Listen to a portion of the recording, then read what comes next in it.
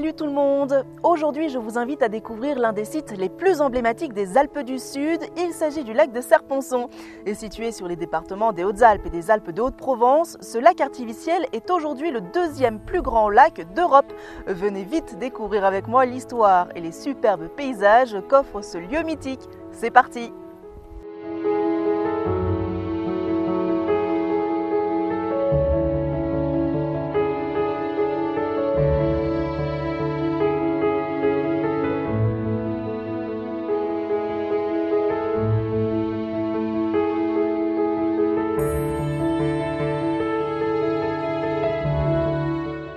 Avant toute chose, un peu d'histoire. Le lac de Serponçon a été créé dans les années 60 pour plusieurs raisons. Pour produire de l'électricité, pour contrôler et limiter les crues, pour alimenter la Provence en eau, mais également pour développer l'activité économique et touristique du territoire. Le chantier du barrage a duré 54 mois au total et le remplissage du réservoir d'eau 1 an et demi. Aujourd'hui, le barrage de Serponçon représente la plus importante retenue d'eau en France avec 1,2 milliard de mètres cubes d'eau.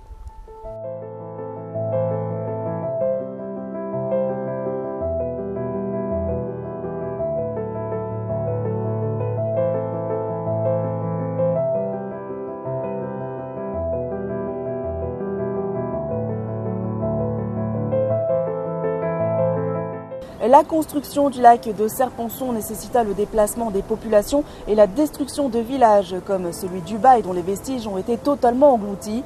Seul le cimetière a été déplacé quelques mètres plus loin, tandis que le village de Savines a quant à lui été reconstruit.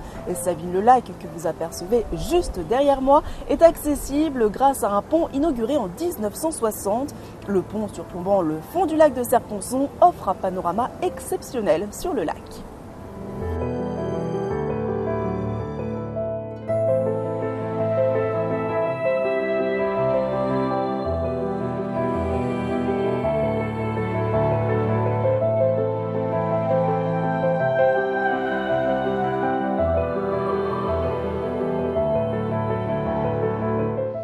On termine notre visite avec probablement le monument le plus photographié des Hautes-Alpes. Il s'agit de la chapelle Saint-Michel.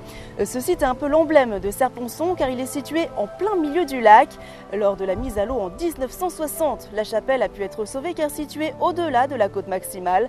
N'hésitez pas à vous en approcher, notamment lorsque le lac est au plus bas au début du printemps pour un dépaysement total. Voilà, vous savez tout, ou presque, du lac de Serponçon. Alors je vous dis à très vite pour un prochain voyage fétiche.